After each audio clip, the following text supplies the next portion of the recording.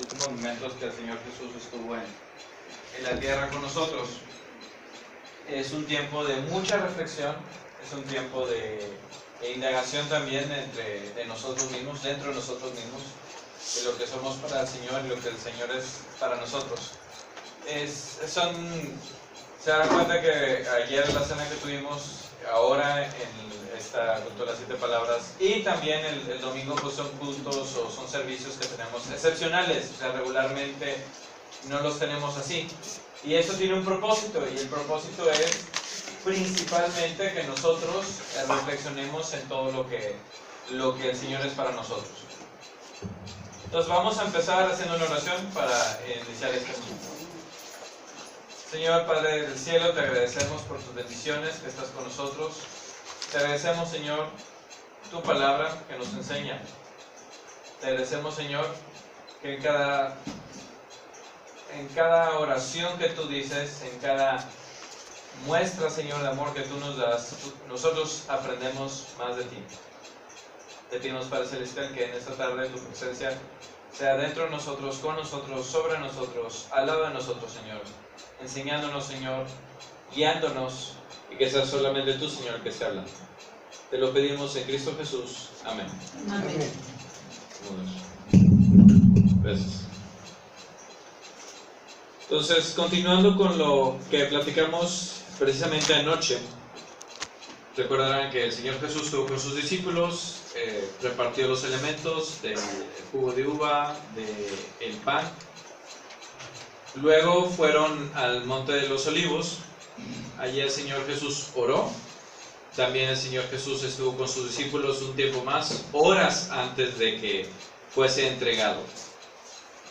Y precisamente voy a leer en Juan capítulo 19, versículos del 1 al 25, lo que es la continuación de lo que pasó del día de anoche, de lo que refería a anoche, ahora en la mañana. Ahí va a aparecer el pasaje. Es Juan capítulo 19, versículos del 1 al 25. Ahí. Entonces dice así la palabra de Dios. Así que entonces tomó Pilato a Jesús y le azotó. Y los soldados entretejieron una corona de espinas y la pusieron sobre su cabeza. Y le vistieron con un manto de púrpura y le decían: Salve, Rey de los judíos. Y le daban de bofetadas. Entonces Pilato salió otra vez y les dejó: Mirad, os traigo fuera, para que entendáis que ningún delito hallo en él. Y salió Jesús, llevando la corona de espinas y el manto de púrpura. Y Pilato les dijo: He aquí el hombre. Cuando le vieron, los principales sacerdotes y los alguaciles dieron voces diciendo: Crucifícale, crucifícale. Pilato les dijo: Tomadle vosotros y crucificadle, porque no hallo delito en él. Los judíos le respondieron: Nosotros tenemos una ley, y según nuestra ley debe morir, porque se hizo a sí mismo hijo de Dios. Cuando Pilato oyó esto, tuvo más miedo, y entró otra vez en el pretorio y le dijo a Jesús: ¿De dónde eres tú? Mas Jesús no le dio respuesta. Entonces le dijo Pilato: ¿A mí no me hablas? ¿No sabes que tengo autoridad para crucificarte y tengo autoridad para soltarte? Respondió Jesús: Ninguna autoridad tendrías contra mí si no te fuese dada de arriba. Por tanto, el que a ti me ha entregado, mayor pecado tiene. Desde ese entonces procuraba Pilato soltarle, pero los judíos daban voces, diciendo: Si a este sueltas, no eres amigo de César. Todo el que se hace rey, a César se opone. Entonces Pilato, oyendo esto, llevó fuera a Jesús y se sentó en el tribunal, en el lugar llamado el Enlosado, y en hebreo Gabata, en la preparación de la Pascua. Y como la hora sexta, entonces dijo a los judíos: He aquí vuestro rey. Pero ellos gritaron: Fuera, fuera, crucifícale. Pilato les dijo: ¿A vuestro rey he de crucificar? Respondieron los principales sacerdotes: No tenemos más rey que César. Así que entonces lo entregó a ellos para que fuese crucificado. Tomaron pues a Jesús y le llevaron. Y él, Cargando su cruz salió al lugar llamado de la calavera, y en hebreo Gólgota. Y ahí le crucificaron con él a otros dos, uno a cada lado y Jesús en medio. Escribió también Pilato un título que puso sobre la cruz, el cual decía: Jesús Nazareno, Rey de los Judíos. Y muchos de los judíos leyeron este título porque el lugar donde Jesús fue crucificado estaba cerca de la ciudad, y el título estaba escrito en hebreo, en griego y en latín.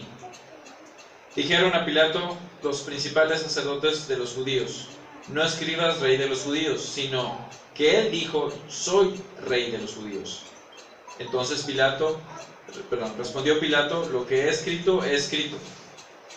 Cuando los soldados hubieron crucificado a Jesús, tomaron sus vestidos e hicieron 4 partes, uno para cada soldado. Tomaron también su túnica, la cual era sin costura, y un solo tejido de arriba abajo.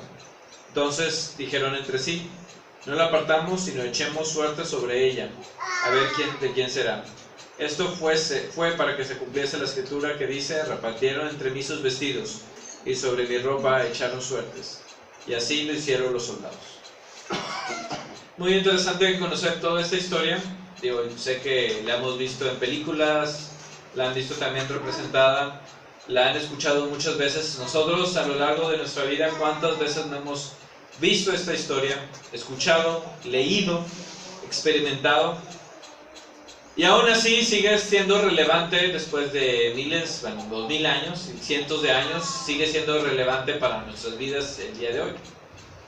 Por eso estamos aquí, precisamente a esta hora, recordando esto que sucedió hace 2000 años. Y en 3000 años, 4000 años, si el Señor no viene antes, se va a seguir recordando la historia una y otra vez. El mundo, en todo caso, va a preguntarse por qué sigue siendo relevante la historia de alguien que fue ejecutado, porque fue ejecutado el Señor Jesús, si lo ponemos en términos modernos.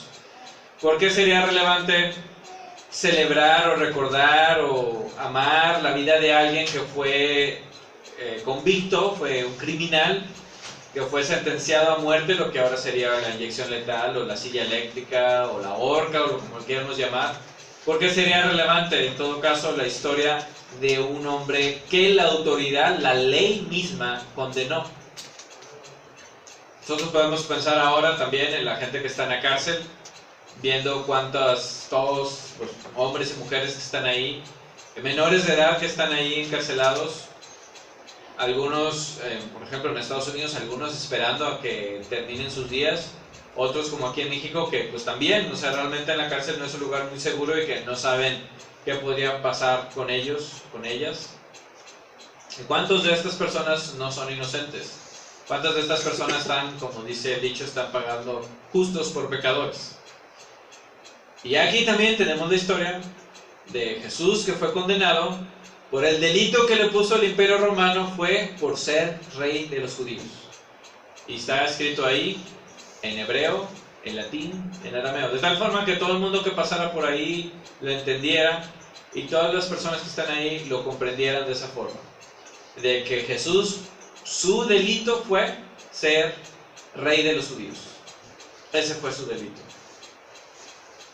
Por eso el enojo de los religiosos de aquel entonces, por eso el enojo de la gente de aquel entonces. ¿Por qué el rey de los judíos? ¿Cómo vamos a estar asesinando a nuestro rey? Pues así está. Pues ese fue el delito del cual fue acusado, el delito del cual fue crucificado.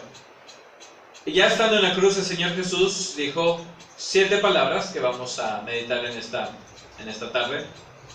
Conecté cada palabra con una promesa del Señor. Desde hace algunos domingos hemos estado hablando de las cosas que están hacia el futuro. Precisamente anoche hablamos en la Cena del Señor, después de terminar la cena. Recordarán que siempre les leo el pasaje que dice el Señor Jesús, que no probará más del fruto de la vid hasta que esté con nosotros en el reino de los cielos.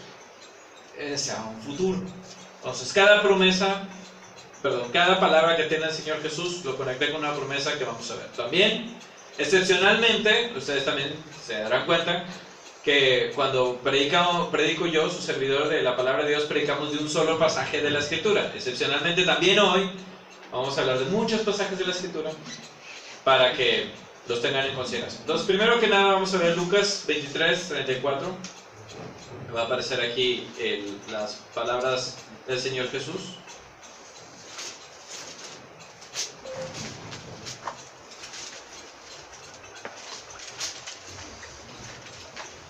Lucas 23, 34, lo que menciona específicamente el Señor Jesús, lo que dice el Señor Jesús, al ver las multitudes, a ver a la gente que lo rechazaba, lo oprimía, se burlaba de él, es: Padre, perdónalos porque no saben lo que hacen. Como viene un canto, parece que se llama Ruth Ríos, la que canta, que dice: no puede ser maldito a quien en su dolor dice: Padre, perdónalos. Por ahí va, digo, no me acuerdo bien de todo la rima, pero es verdad. O sea, ¿cómo puede alguien que en todo caso es un criminal, es alguien que hizo algo malo, pedir al Señor que los perdone? Me supongo yo, digo, nunca he estado en una, ni tampoco quisiera estar en la ejecución de una persona, o vamos a ponerlo en términos modernos, vamos a suponer que hay alguien que está pasando por algunos problemas ahí en el trabajo, algo así, o esta persona no hizo nada malo en el trabajo, pero lo toman de chivo expiatorio y lo corren por X o Y circunstancia.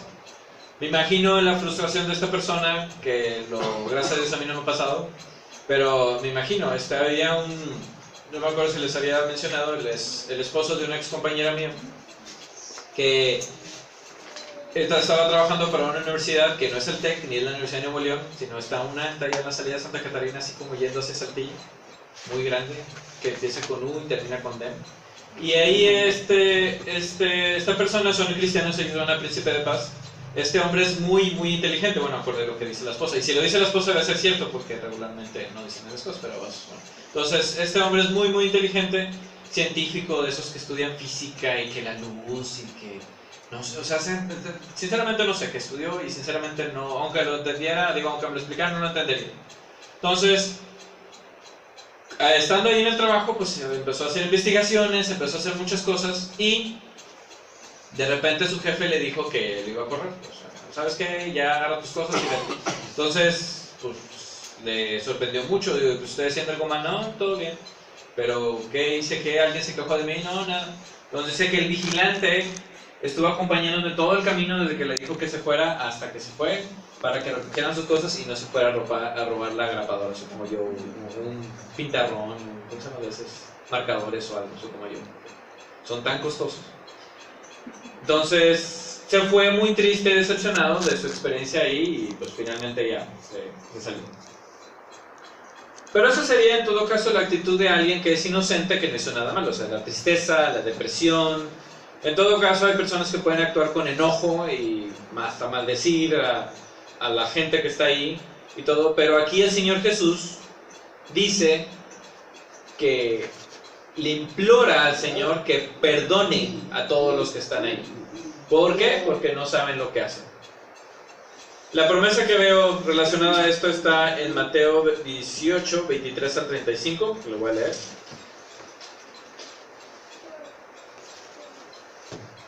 Que habla de los dos deudores. Hemos estado hablando también del Padre Nuestro, ¿se acordarán? Que hablamos que debemos de perdonar a los demás. Entonces en Mateo 18, versículos 23 al 35 está la parábola de los dos deudores, que dice así, el Señor Jesús hablando menciona: por lo cual el reino de los cielos es semejante a un rey que quiso hacer cuentas con sus siervos, y comenzando a hacer cuentas, le fue presentado uno que le debía 10,000 talentos. A este, como no pudo pagar, ordenó a su señor venderle y a su mujer e hijos y todo lo que tenía para que se le pagase la deuda. Entonces aquel siervo postrado le suplicaba diciendo: Señor, ten paciencia conmigo y yo te lo pagaré todo. El señor de aquel siervo, movido a misericordia, le soltó y le perdonó la deuda. Pero saliendo aquel siervo halló a uno de sus consiervos, que le debía 100 denarios, y haciendo de él, le ahogaba, diciendo: págame lo que me debes. Entonces su consiervo, postrándose a sus pies, le rogaba diciendo: ten paciencia conmigo y yo te lo pagaré todo. Mas él no quiso, sino fue y le echó en la cárcel hasta que le pagase la deuda. Viendo sus consiervos lo que pasaba, se entristecieron mucho, y fueron y refirieron a su señor todo lo que había pasado. Entonces, llamándole a su señor, le dijo: siervo malvado, toda aquella deuda te perdoné, porque me rogaste. ¿No debías tú también tener misericordia con tu consiervo, como yo tuve misericordia de ti? Entonces su señor, enojado, le entregó a los verdugos hasta que pagase todo lo que debía. Así también mi Padre Celestial hará con vosotros, si no perdonáis de todo corazón cada uno a su hermano sus ofensas. El Señor Jesús en la cruz dijo que imploró a Dios que nos perdonara a nosotros, a todos nosotros, a la humanidad en general, porque no sabíamos lo que hacíamos. Una promesa que tenemos del Señor Jesús hacia el futuro es de que si nosotros perdonamos a nuestros hermanos, a nuestras hermanas, a la gente que está a nuestro alrededor, por todas las deudas que han hecho contra nosotros, por cualquier maldad, cualquier pensamiento, cualquier acción u omisión o cualquier cosa que le pongamos nombre y apellido, la promesa es que el Señor nos va a perdonar también, si nosotros perdonamos. Entonces lo estoy diciendo de la forma positiva. La forma negativa es como lo menciona el Señor Jesús, o sea, la forma diciendo, si no perdonamos a los demás sus ofensas, el Señor Jesús no nos va, Señor Dios Todopoderoso no nos va a perdonar a nosotros. Poniéndolo del lado positivo, como se los digo a ustedes, si nosotros perdonamos a los demás, el Señor Jesús nos va a perdonar también. Lo cual, no sé ustedes, pero es una promesa muy maravillosa. Porque tener el perdón de Dios es algo que no tiene precio, no podemos comprarlo, no podemos obtenerlo. El Señor Jesús murió en la cruz por nosotros, dándonos perdón por todo. Pero la condición que nos pone el Señor Jesús aquí, por más que le queremos justificar o por más colores y sabores, por más teología o doctrina que le queramos buscar, que no mucha gente lo quiere hablar, es que nosotros debemos perdonar primero. Nosotros debemos perdonar también. Movidos a misericordia, nosotros debemos aprender a perdonar, a hacer el perdón, a vivir el perdón. Entonces, si el Señor nos perdonó, ¿por qué nosotros no podemos perdonar? La promesa que nos da el Señor Jesús en el perdón es de que nosotros vivimos el perdón del Señor, nosotros tenemos el perdón de Cristo, nosotros debemos de perdonar a los demás también. La siguiente palabra está en Lucas 23:43. Ahí va a aparecer también. Que le dice el Señor Jesús al ladrón, al hombre que estaba a su lado: de cierto os digo que hoy estarás conmigo en el paraíso. Esto es algo maravilloso de entender o de tratar de profundizar más, porque el Señor Jesús le hizo una promesa a este hombre pecador. Este hombre, bien decía mi mamá, me acuerdo hace mucho tiempo compartiendo el Evangelio con una de mis tías, que renuente a creer en la palabra del Señor, le decía: es que ahí está el ejemplo del que estaba crucificado al lado del Señor Jesús, que cuando él pasó por, vamos a ponerlo con palabras así, ritos religiosos, cuando pasó él, cuando dio diezmo, cuando se bautizó, cuando fue a la iglesia, cuando se confesó, o sea, no hizo nada. En ese momento creyó en el Señor Jesús, diciéndole: acuérdate de mí cuando vengas en tu reino. Y el Señor Jesús le respondió con esto: ten por seguro, ciertamente es 100% que hoy estarás conmigo en el paraíso. Esta enseñanza también tiene otras cosas que entender. Por ejemplo, que el Señor Jesús no lo bajó de la cruz, como le decía el otro. No, el Señor Jesús no le dijo: no te preocupes, vas a sobrevivir, vas a seguir viviendo. El Señor Jesús no le dijo que su dolor se iba a acabar. El Señor Jesús no mandó ángeles a que lo recogieran. El Señor Jesús, vamos a ponerlo en términos humanos, no tuvo ninguna consideración paliativa o humana, poniéndolo así. Porque justamente, vamos a ponerlo así, probablemente este hombre estaba padeciendo esta crucifixión y esta ejecución porque estaba por algo que él hizo. Pero el Señor Jesús le prometió, diciéndole que en el futuro, en ese mismo día después, hoy estarás conmigo en el paraíso. Conecto con un pasaje que ustedes ya conocen mucho, Juan 14, del 1 al 6. Me lo sé de memoria, pero lo voy a leer, no va a ser que se me pase algún versículo. Dice la palabra del Señor: no se turbe vuestro corazón, creéis en Dios, creed también en mí. En la casa de mi Padre muchas moradas hay.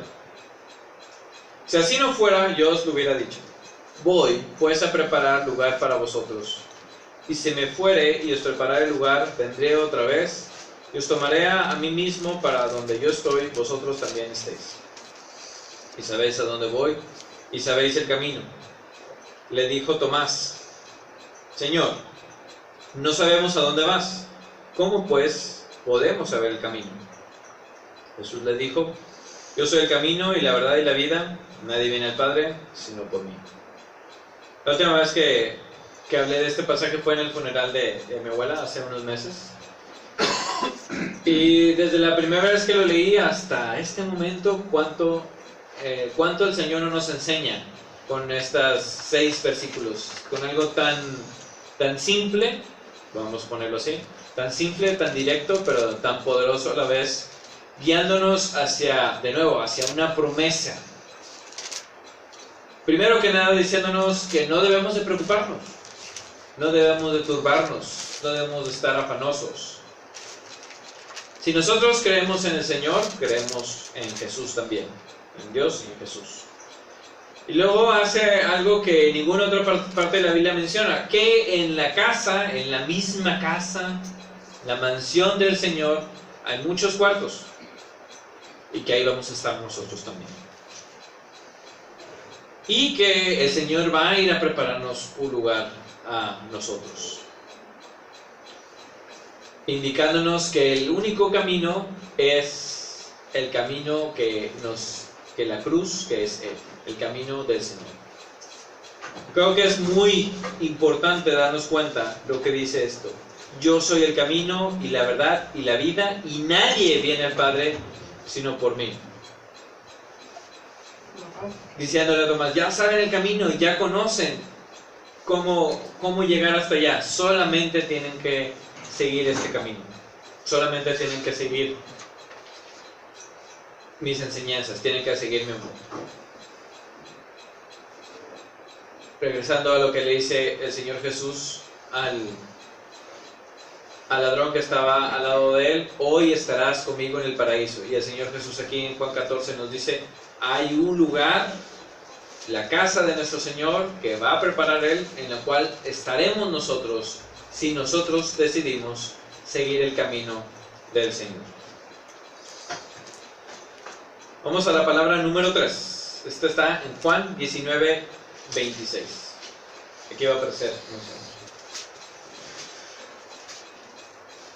El Señor Jesús le dice a su discípulo amado, ve a su discípulo amado y ve a su mamá, a María, y le dice a su mamá: mujer, he aquí a tu hijo. Y después ve a su discípulo amado y le dice a él: he aquí tu madre. ¿Has escuchado cuando cuando escuchaba los sermones de las 7 palabras, que el Señor Jesús pues estaba dando cuidado a su mamá, sabiendo que, como ustedes lo saben, que las mujeres en aquel entonces, al momento de quedar viudas y quedar pues sin hijos, pues ya no tenían nada, o sea, no tenían propiedad, no podían dedicarse más que vivir de la caridad. Uno pensaría, pues, ¿dónde estaría la familia del Señor Jesús? ¿Dónde estarían todos los demás? Ninguna parte de la Biblia nos menciona más que un versículo. La mamá del Señor Jesús, la madre del Señor Jesús, se menciona varias veces. Aquí está, al pie de la cruz con él. Y el Señor Jesús, preocupándose, como lo decía en estos mensajes que he escuchado, preocupándose por su madre, le dice a su discípulo amado, a Juan, que tenga en consideración a su mamá. Ahora, dice, ahora ella va a ser tu mamá, y mamá, ahora él va a ser tu hijo. Dándole, por así decirlo, como un testamento, como un legado, diciendo, ya no te va a faltar nada porque él va a estar contigo. Algo tan humano como eso, algo tan carnal, vamos a ponerlo así, sabiendo, pues si el Señor es el Señor, pues él se podía dar cuidado de todas formas, de cualquier, si a María se le pareció un ángel, si, o sea, tantas cosas que vio ella, pues ¿por qué mortificarse en ese momento? El Señor Jesús por ella. No creo que su mamá estuviese preocupada porque qué voy a comer el día de mañana ni nada, sino ver a su hijo morir frente a ella. Y yo sé que algunos de ustedes han visto la película La Pasión de Cristo. De hecho, escuché en una iglesia acá en Estados Unidos lo que iban a hacer es que este culto precisamente lo iban a hacer exactamente a la misma hora que nosotros, y que iban a hacer puros cantos. No iba a haber predicación, y aquí es al revés, pura predicación, pero no iba a haber predicación, iba a ser puros cantos, y que todo el santuario o todo el templo iba a estar tapado con negro, o sea que no se veía todo oscuro, que iban a tener velas todos, y que iban a estar pasando cantos y las escenas de la película La Pasión de Cristo, que ya han visto ustedes. Y lo que yo me acuerdo que hace mucho tiempo había hecho algo similar así yo, y luego el sentimiento era así muy dramático por todo lo que se podía hacer. Pero en esta película yo creo que se acordarán de que a María, la madre del Señor Jesús, la ponen, o la actriz que lo hace está caminando, siguiendo al Señor y conectando las cosas que está viviendo el Señor con cuando era niño y cuando iba creciendo, hasta ese momento que es crucificado.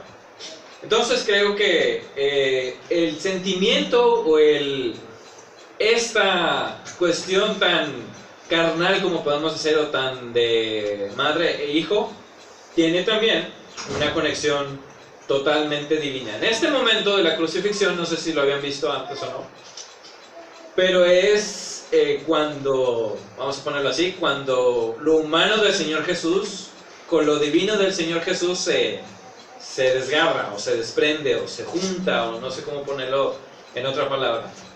Pero cuando todo lo 100% divino del Señor Jesús se conecta con lo 100% carnal o humano del Señor Jesús, por ponerlo en esa forma. Entonces, la promesa que el Señor Jesús nos da en este pasaje está, volviendo otra vez a Juan 14, Juan 14, versículos del 15 al 21.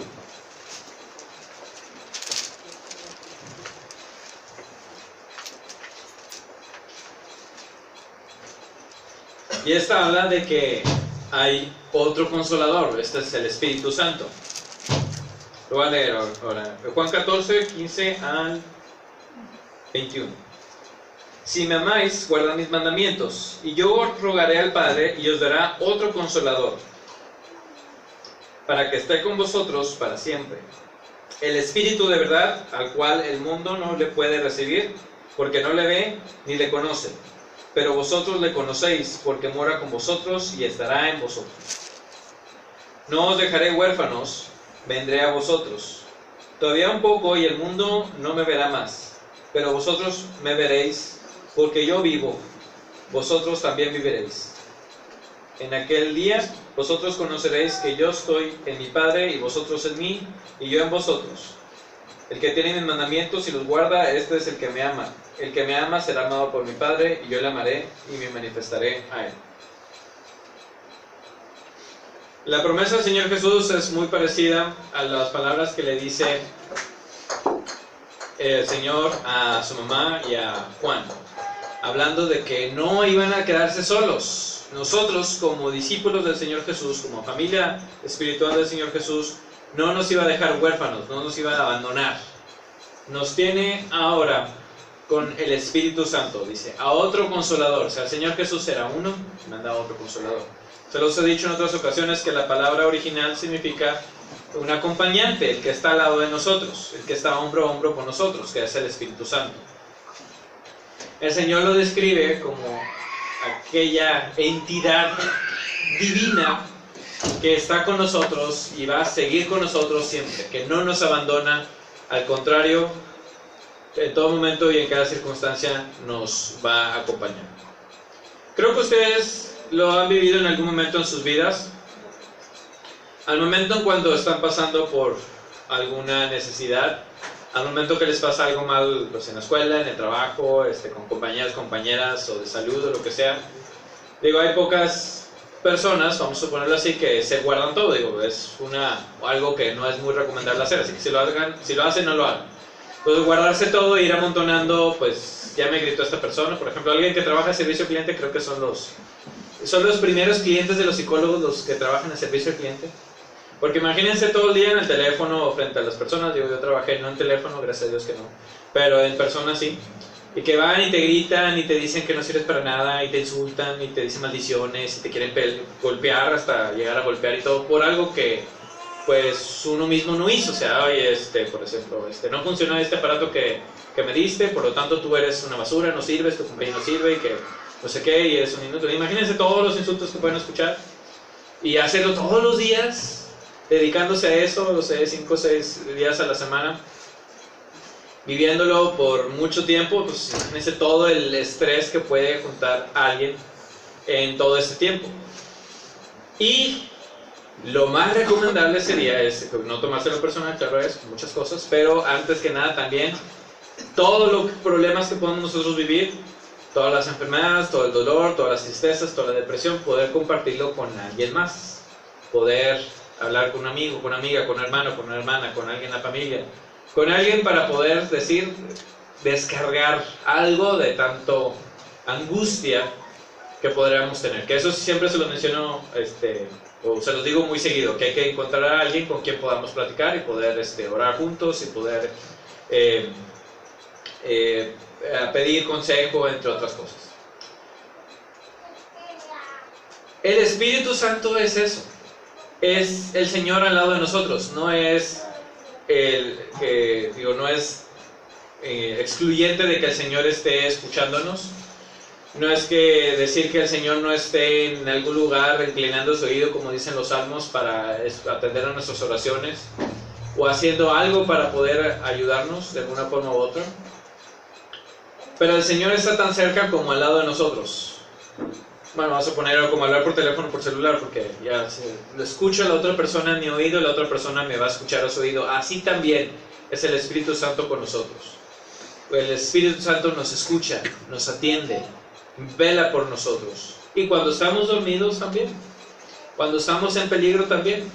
A pesar de que haya circunstancias en las cuales nosotros buscamos el peligro, cual nosotros debemos de saber que si el límite de velocidad son 80 km por hora y van a 120, como decía un hermano, el Espíritu Santo se baja después de los 120. Pero aún a pesar de cualquier soncera que hagamos en la vida, cualquier imprudencia que hagamos, aún así el Espíritu Santo nos cobija de alguna forma, nos cuida de alguna forma. Claro es que nuestra imprudencia puede muchas veces causar cosas en las cuales después nos vamos a arrepentir si nos alcanza la vida. Pero aún en toda circunstancia y en todo momento, el Señor, el Espíritu Santo, está al lado de nosotros, consolándonos, ayudándonos, aliviándonos. Esa es la promesa que tenemos del Señor Jesús, que el Espíritu Santo está con nosotros. Hermanos y hermanas, vamos a tomar un breve momento de meditación antes de continuar con las 4 palabras que siguen. En este tiempo de meditación, como lo hemos hecho también en otras ocasiones, vamos a guardar silencio. Recordemos que estamos aquí porque estamos meditando, estamos recordando lo que el Señor hizo por nosotros en la cruz del Calvario. En estos momentos, hace muchos años, el Señor Jesús estaría siendo crucificado y extendiendo sus manos y diciendo todo lo que estamos precisamente en esta tarde recordando. Así que vamos a guardarnos solamente un momento de silencio. Les pido que no piensen en nada. Si se batallan mucho para concentrarse, piensen en Cristo, piensen en la imagen de estando Cristo crucificado. O bien, puede estarse concentrando en esta imagen que puse, que es precisamente un papá, una mamá cuidando a sus hijos. Como así también el Señor Jesús nos cuida a nosotros. Así que vamos a guardar unos momentos en silencio. Pueden cerrar sus ojos si quieren o pueden abrir sus ojos y concentrarse en esta imagen. Y en un momento más continuamos con las siguientes palabras.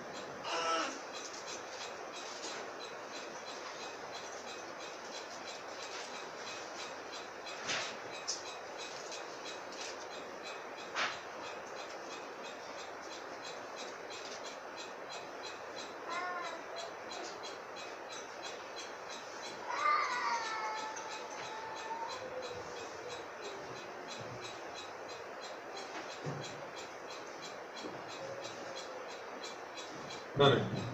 Continuamos ahora con la siguiente palabra que está en Mateo 27:46, que va a aparecer también un momento más. Creo que la palabra más, o de las palabras más fuertes, o los reclamos más severos, más dramáticos que podemos decir del Señor es esta, que es, Dios mío, ¿por qué me has desamparado? Señor, Señor, ¿por qué me has abandonado? Si conectamos esto con los salmos, tenemos que también el rey David en algún momento se sentía desamparado. Tenemos la historia de Job también, que se sintió pues en algún momento también sin el favor de Dios. Nosotros en nuestras vidas también podemos haber vivido circunstancias similares en las cuales pensamos que el Señor a lo mejor nos abandonó. A lo mejor en alguna enfermedad fuerte, en la muerte de algún familiar muy cercano a nosotros, en el momento en que parecía que perdimos todo, independientemente de nuestra edad, hemos vivido también en circunstancias en las cuales en alguna forma u otra podemos haber a lo mejor reclamado al Señor por qué nos había abandonado, por qué no estaba con nosotros. Y el Señor Jesús nos menciona esta, que es muy muy fuerte su expresión. También recordaremos que en este tiempo las tinieblas cubrieron a la tierra, simbolizando todo el pecado que se cargaba en el Señor Jesús. Este fue el único momento, podemos decir, en toda la existencia del Señor Jesús, que fue siempre eterno hasta este entonces, en que se separó del Señor, de nuestro Dios, en el cual el Señor Jesús ya no estaba con Dios, estaba separado por tanto pecado y tanta maldad de todo el mundo que en ese entonces se marcaba. Algunos podrían decir, bueno, toda esta carga de pecado y toda esta maldad, pues debe haber sido también mucho estrés. Recordaremos, como les mencioné, trabajando en servicio al cliente, escuchando quejas todos los días, todo el tiempo. Pues imagínense todo lo que hemos hecho malo, sumado por toda nuestra vida y sumándolo a todas las vidas de todas las personas que han estado, toda la humanidad, pues cuánto carga, cuánto peso no haber representado eso. En la clase que estoy dando, todavía ya casi acabo de terminar esto, les preguntaba a mis alumnos de la clase de ética en cuestiones de cómo tomar decisiones o no. O sea, si nuestras decisiones son éticas, o si nuestras decisiones son egoístas, o si son conveniencieras, o si son algo más, pero no son éticas.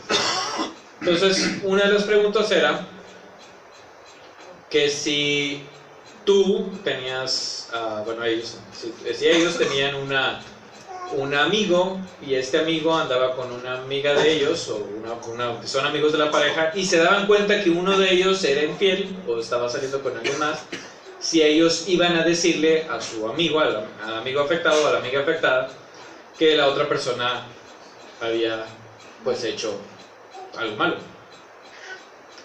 Y hubo respuestas de todos. La mayoría dijeron que ellos no se metían. Dice, no, yo no voy a decir nada porque pues porque yo no quiero arruinar una relación. Dijo, claro, o sea, como si la relación no estuviera arruinada ya. Pero ellos no querían verse los culpables, no querían verse como que ellos causaron eso, y si a la mera hora se reconciliaban después por cualquier razón, pues luego volvían y luego los iban a... O sea, tenían muchas justificaciones para todo. Porque otros decían que sí iban a decir, otros decían que a lo mejor lo hacían indirectamente, así como que, oye, ya checaste el celular de tu novio o novia, a ver si... A lo mejor hay alguien que les mandó un mensajito y que... una foto o algo, no sé, podrías ver, así como que queriendo pero no queriendo, así. Entonces fueron muy creativos en encontrar formas de no hacer las cosas como se deben. Pero el punto aquí es, al momento en que muchos decían que ellos no iban a decir nada y que iban a seguir viviendo su vida normal, decía, ustedes pueden cargar con eso, les mencionaba. Ustedes pueden ver, no sé, a lo mejor a su pareja, a la pareja de amigos de ustedes, pues besándose, abrazándose. Imagínense todavía llegando a casarse y ustedes pueden cargar todavía con eso, o sea, con esa responsabilidad de saber las cosas y no decirlas. Y algunos decían, no, pues yo sí puedo. Pues tienen 18 años, pues. Pero yo decía, imagínense que pase el tiempo y que carguen todavía con eso y sus amigos y amigas todavía enamorados del otro o la otra y pensando que todo está bien. Y luego todavía ustedes justificándose, no, a lo mejor vi mal, no, a lo mejor es mi imaginación, a lo mejor esa vez que los vi besándose y abrazándose y yendo a algunos lugares, fue mi imaginación, a lo mejor era un holograma, o sea, pueden buscar muchas justificaciones, pero les dije, ¿pueden cargar con eso?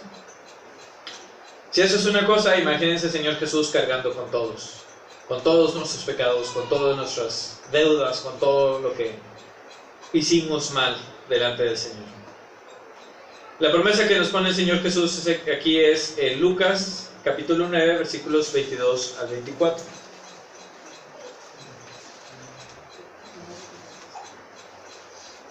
Que menciona así: es necesario que el Hijo del Hombre padezca muchas cosas y sea desechado por los ancianos, por los principales sacerdotes y por los escribas, y que sea muerto y resucite al tercer día. Y decía a todos, si alguno quiere venir en pos de mí, niéguese a sí mismo, tome su cruz cada día y sígame. Porque todo el que quiera salvar su vida la perderá, y todo aquel que pierda su vida por causa de mí, ésta la salvará.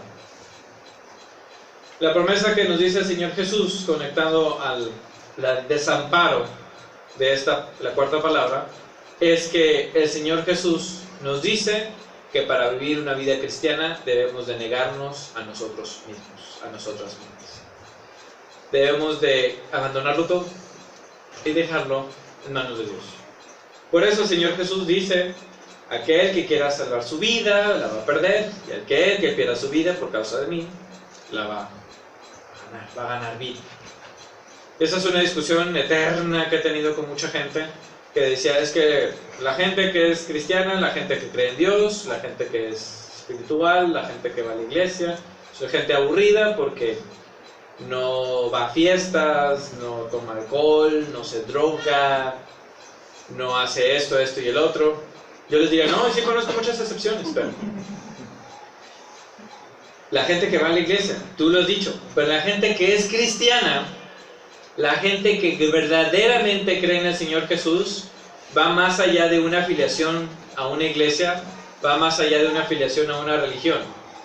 Es cristiana tal cual. Sigue a Cristo en su vida. Niega su vida, niega lo que es él o ella, para ser como Cristo. Yo sé a ustedes, hermanos y hermanas, que han visto mucha gente en la iglesia, espero que aquí no tanto, pero en muchas otras iglesias, en otros lados, a lo mejor en la Ciudad de México o en Saltillo, pero que se dicen cristianos, que vienen a las iglesias y que afuera andan chismeando, adentro andan maldiciendo, andan quejándose, quejándose con no justa razón, haciendo muchas cosas que podamos decir, si el apóstol Pablo viviera, escribiría ahí, no andes chismeando ahí en Facebook, o no andes haciendo cosas que no debes de hacer en Instagram y poniendo fotos que no, o sea, no sé, cualquier cosa hubiera dicho el apóstol Pablo que no deberíamos de hacer. Porque esa es una vida que no se niega a sí misma, sino que vive, muy al contrario, egoístamente. Y el Señor Jesús nos dice, y la promesa es, que nosotros debemos de negarnos a nosotros mismos si queremos tener una vida en Él. La quinta palabra está en Juan capítulo 19, versículos 28. Cuando el Señor Jesús solamente dice, tengo sed. Y esto lo conecto con el sermón de las bienaventuranzas, que precisamente es muy famoso este pasaje porque lo dijo un ex candidato al PRI, que fue asesinado, que se llama Colosio. Bienaventurados los que tienen hambre y sed de justicia, porque ellos serán saciados. De nuevo, lo muy carnal, lo muy humano del Señor Jesús se conecta con lo muy divino. El Señor Jesús demostró que tenía sed. Como muchos otros pasajes hemos visto que estaba cansado, que tenía hambre, etcétera, etcétera. Aquí vemos que tenía sed. Uno podría pensar, pues el Señor Jesús estaba siendo crucificado, ¿por qué decir que tiene sed cuando pues ya son al final de sus días, al final de en sus momentos finales, para qué pedir agua? Señor Jesús lo hace no nada más, vamos a conectarlo diciéndolo humanamente, demostrando que tiene sed como nosotros también, sino como les digo a ustedes, que el Señor Jesús nos dice que somos dichosos, somos felices cuando tenemos hambre y sed de justicia como el Señor Jesús también, porque nosotros seremos saciados en esto. No sabemos cuándo, no sabemos cómo, pero sabemos que el Señor Jesús cumple sus promesas diciendo que las injusticias, en las maldades que hay en este mundo, cuando nosotros luchamos por estas causas, cuando nosotros respondemos a estas causas, nosotros estamos haciendo algo significativo para el reino de los cielos, cumpliendo lo que dice su palabra. ¿Cuántas injusticias no hemos visto? ¿Cuántas injusticias no escuchamos? ¿Cuántas cosas malas vemos que pasan a personas buenas? ¿Y cuántas cosas buenas vemos que le pasan a personas malas? Y aún así, la palabra del Señor Jesús sigue resonando una y otra vez. Bienaventurados los que tienen hambre y sed de justicia, porque ellos serán saciados.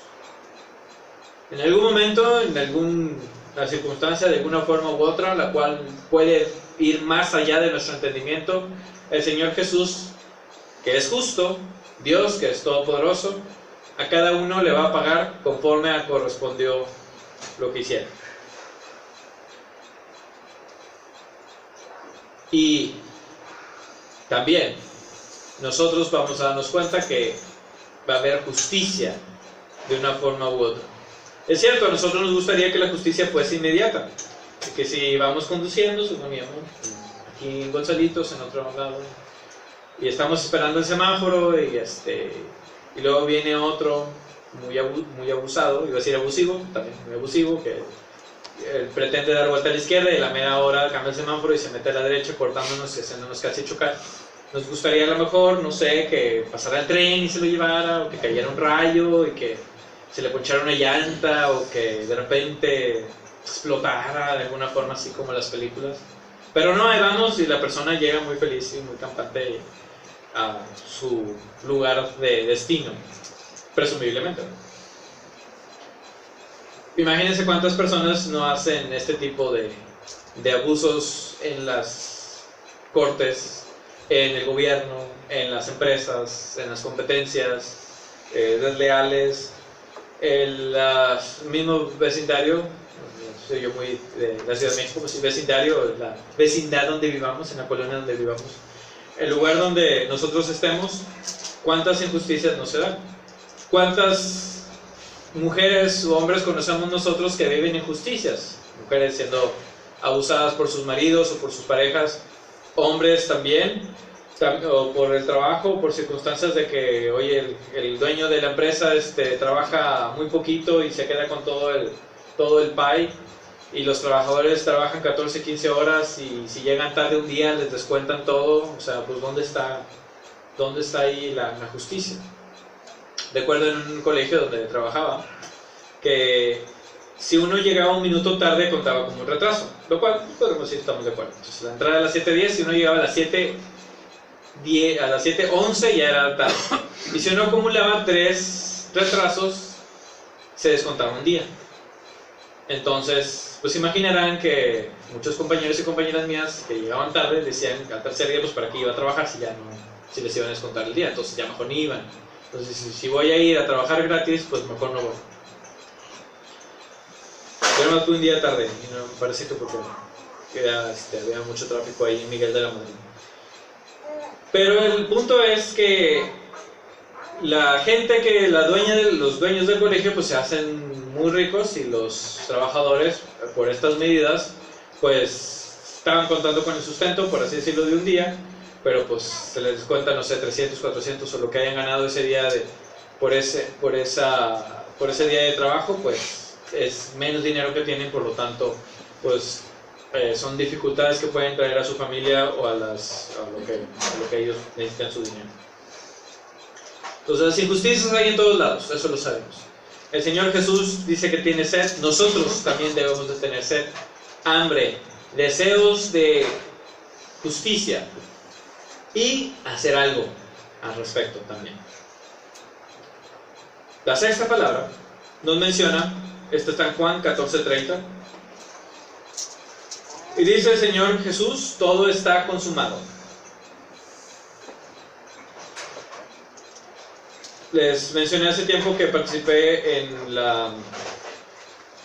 en repartir las cenizas allá en Estados Unidos. Un pastor me invitó a estar en esta reunión ahí en la escuela y pasando a los estudiantes poner la ceniza enfrente, que es precisamente el miércoles de ceniza, el cual da el inicio de la espera de la Semana Santa, que concluye el domingo de resurrección.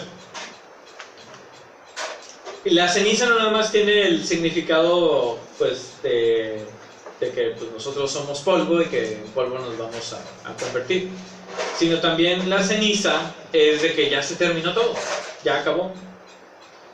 Cuando se quema algo, una carne asada, por ejemplo, que están más familiarizados con eso, cuando se termina de hacer el carbón, pues queda la figurita del carbón, pero pues si uno lo mueve se hace talco, se hace polvo, o sea, el aire se puede llevar muy bien todo ese polvo porque ya se terminó de consumir. El Señor Jesús nos está diciendo eso, que ya terminó de consumirse. Todo está apagado, todo está saldado, todo está listo. Cuando el Señor Jesús dijo esto en la cruz, era similar a decir ya todo el fuego conectándolo con el Antiguo Testamento, con los sacrificios que se hacían de animales y se quemaban y se consumía todo. Así el Señor Jesús también. Todo está ya consumido, todo está ya pagado. Por lo tanto, a partir de este momento en que lo dijo, la deuda está pagada, todo está consumido, todo está saldado ya. A partir de ese momento, hasta este momento, podemos nosotros decirle al Señor que nos perdone y al Señor nos perdona. Antes de eso no se podía, pero ahora sí, porque todo está pagado, todo está saldado. O como decíamos en contabilidad, ya queda todo tablas. O sea, todo lo que se debía ya quedó todo saldado, hasta el último centavo o hasta el último pecado y pensamiento de nuestros corazones. Esto también lo conecto con otro pasaje que está en Mateo capítulo 21, versículos 4 al 5.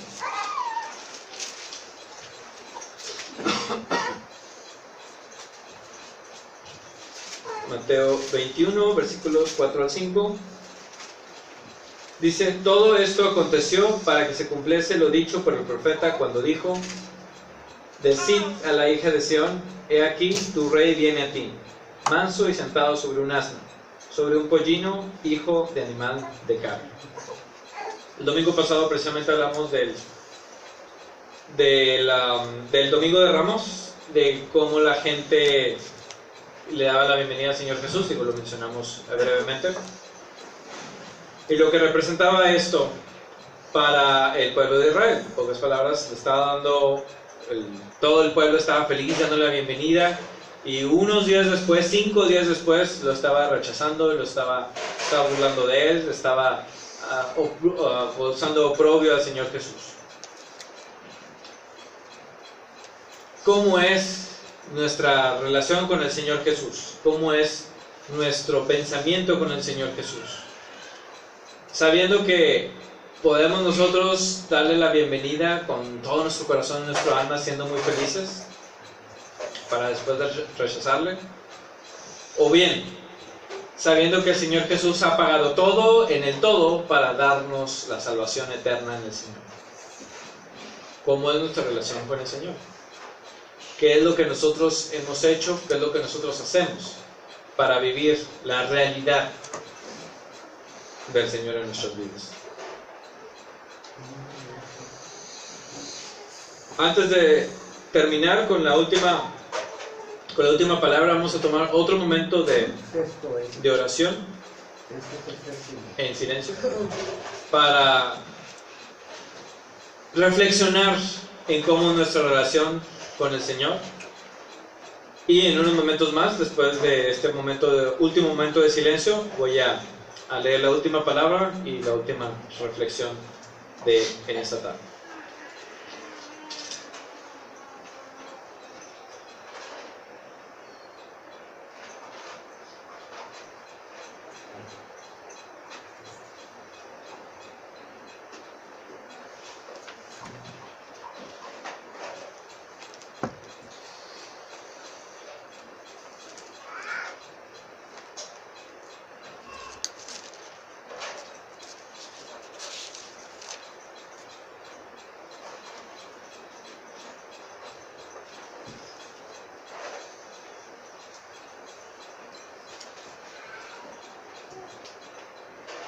La última palabra se encuentra en Lucas 23:46.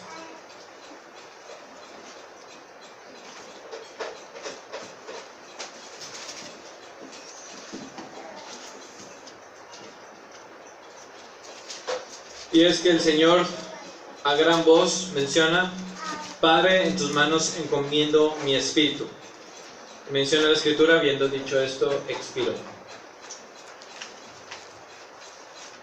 Muchos de los que estaban alrededor se asombraron. Una, de que el Señor Jesús, pues, todo lo que hizo, todo lo que dijo. Y otra cosa es de que el Señor Jesús haya muerto pues tan rápido, porque la crucifixión era más que una forma de ejecutar a alguien, era una forma de torturar a alguien. Los griegos, por ejemplo, tenían pues vamos a llamarlo como un tipo de escultura en bronce, bueno, sí, yo creo en bronce, que era un tipo borrego, en el cual pues lo ponían y encendían fuego debajo del borrego, de tal forma que el borrego de bronce se encendía o se calentaba mucho, se ponía rojo. Pero eso no era la cuestión, sino que adentro del borrego metían a la gente que querían ejecutar. Entonces no era una muerte rápida, sino era una muerte con mucho dolor. Imagínense estando encerrados en un borrego encendido en fuego. Es casi similar al clima que tenemos aquí en Monterrey, pero dista mucho porque estaban encerrados y era una forma de torturar a alguien. Entonces la crucifixión era lo mismo, era una forma de torturar a alguien de la forma más dolorosa posible. ¿Cómo vamos? Pues, supongo que los romanos pensaron: vamos a idear una forma en que la gente tenga máximo dolor en lo máximo de tiempo que se pueda. Y crearon la crucifixión. Es algo, si pensamos en forma de ingenieros, en forma de inteligencia humana, en forma de eso, es un invento de maldad sumamente bueno, como la mayoría de los inventos para guerra o inventos para matar gente o fastidiar a las demás personas pues son muy tecnológicos. Ahí tenemos la bomba atómica, tenemos los tanques, tenemos ametralladores, tenemos cosas esas. Como saben que la ametralladora se inventó antes que la máquina de escribir. En pocas palabras, podemos matar gente más rápido que escribir más rápido. Y la crucifixión, entonces, estaba diseñada para que las personas duraran ahí, pues a veces hasta días, y pues mientras que se morían y su cuerpo se echaba a perder, estando ahí, pues como testimonio a la gente de que pues esta persona es mala y merece la muerte y se está muriendo en agonía constante por mucho tiempo, y luego todavía los animales ahí pues sacándole los ojos o ya comiéndose sus partes y todo eso, porque pues ya eran cadavéricos. Inclusive mencionan que ya si los querían quitar ahí, o sea, el cuerpo lo querían quitar de la cruz, y iban los soldados a quebrarles las piernas y quebrar los huesos, pues, para que se murieran más rápido y así ya poderlos pues, ya dejar ya sin vida. Pero el Señor Jesús entregó su vida, expiró. Él mismo dio esta vida. Como dijo el Señor Jesús, a mí nadie me quita la vida, yo la entrego. Y la entregó por nosotros. Por eso el Señor Jesús entregó su Espíritu para nosotros, por nosotros. Y esto lo conectó con este último pasaje que está en Juan, capítulo 17, que es una oración que hizo el Señor Jesús. Pocas veces he predicado de este pasaje. Juan capítulo 17, versículos del 1 al 26, igual lo voy a leer.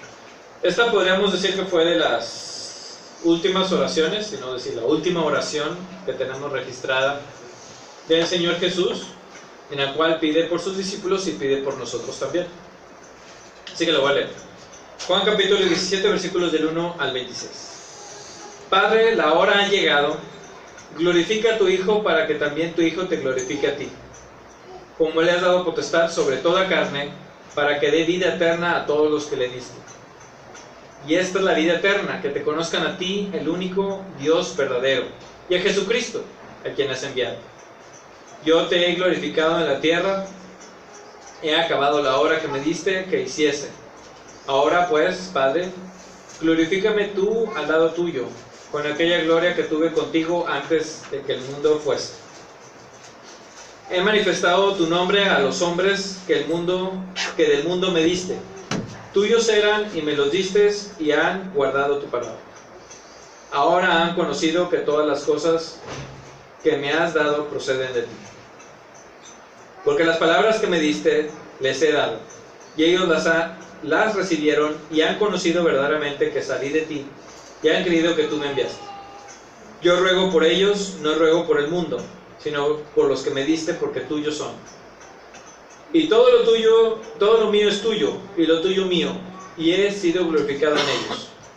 Y ya no estoy en el mundo, mas estos están en el mundo. Y yo voy a ti, Padre Santo. A los que has guardado, guárdalos en tu nombre, para que sean uno, así como nosotros. Cuando estaba con ellos en el mundo, yo los guardaba en tu nombre. A los que me diste, yo los guardé, y ninguno de ellos se perdió, sino el hijo de perdición, para que la escritura se cumpliese. Pero ahora voy a ti y hablo esto en el mundo, para que tengan mi gozo cumplido en sí mismos. Yo les he dado tu palabra y el mundo los aborreció, porque no son del mundo, como tampoco yo soy del mundo.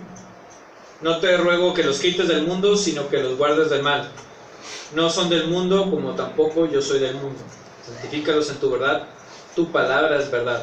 Como tú me enviaste al mundo, así yo los he enviado al mundo. Y por ellos yo me santifico a mí mismo, para que también ellos sean santificados en la verdad. Mas no ruego solamente por estos, sino también por los que han de creer en mí por palabra de ellos, para que todos sean uno, como tú, oh Padre, en mí y yo en ti, que también ellos sean uno en nosotros, para que todo el mundo crea que tú me enviaste. La gloria que me diste yo les he dado, para que sean uno, así como nosotros somos uno. Yo en ellos y tú en mí, para que sean perfectos en unidad, para que el mundo conozca que tú me enviaste, y que tú lo has amado a ellos como también tú me has amado. Padre, aquellos que me has dado, quiero que donde yo estoy, también ellos estén conmigo, para que vean mi gloria que me has dado, porque me has amado desde antes de la fundación del mundo. Padre justo, el mundo no te ha conocido, pero yo te he conocido y estos han conocido que tú me enviaste. Y les he dado a conocer tu nombre y lo daré a conocer aún, para que el amor con que me has amado esté en ellos y yo en ellos. Esta fue la oración que el Señor Jesús hizo antes de ser entregado y ser crucificado. Y que nos demuestra es precisamente el amor que el Señor nos tiene a nosotros, y los pide por nosotros aún más allá de todo lo que nosotros podemos comprender y entender. Bien, el Señor Jesús nos pide a nosotros que nosotros comportamos su amor como Él lo vivió. Bien lo vivimos, el Señor Jesús lo ha pagado todo y lo ha hecho todo por nosotros. Lo único que nos corresponde ahora es vivir conforme a este amor y vivir conforme a esta realidad. Ahora, hermanos y hermanas, vamos a hacer una oración para terminar en este tiempo, recordando que este tiempo es de meditación. Esta tarde que recordamos la crucifixión del Señor Jesús, el día de reposo judío que es hoy y mañana. Pero recordemos que el domingo, nosotros ya conocemos la historia, cómo termina el final, ya nos contaron al final de la película. Ya sabemos que el domingo es de resurrección y que el domingo es de fiesta. Mientras que los cristianos en aquel entonces pensaron que todo se había terminado, que todo se había callado, que ya no había más esperanza ni más noticias para un futuro, no había más que esperar. Nosotros sí sabemos, pero en ese tiempo sigamos en meditación en lo que nosotros somos para el Señor y lo que el Señor es para nosotros, pensando hacia un futuro. Lo que el Señor dijo lo va a cumplir. Así que oremos para terminar. Señor del cielo, te damos gracias por la bendición que nos das de compartir aquí en esta iglesia con tu pueblo. Te pedimos, Padre Celestial, que tengas en tus manos, Señor, nuestros corazones, nuestro ser, que nosotros, Señor, podamos ser dignos hijos e hijas tuyos, Señor, para que nosotros, Señor, vivamos la realidad de tu amor. En este momento, Señor, clava en nuestro corazón el sentir tuyo, Señor, el meditar, Señor, lo que has hecho por nosotros, y que nosotros, Señor, vivamos siempre la realidad de que hemos sido pagados por alto precio, hemos sido redimidos, Señor, hemos sido salvados por sangre y cuerpo. Alguien murió por nosotros, Señor, para darnos vida, y nosotros, Señor, estamos en deuda para siempre. Te pedimos, Señor, todo esto, pidiendo tu bendición para mis hermanos y mis hermanas. Bendiga, Señor, a nuestras familias. Bendiga, Señor, a aquellos que podemos tocar, Señor, con nuestras vidas para que crean en ti. Y todo, Señor, absolutamente todo, lo entregamos en tus manos. En paz, Señor, despídenos. Hasta la siguiente vez. En Cristo Jesús. Amén.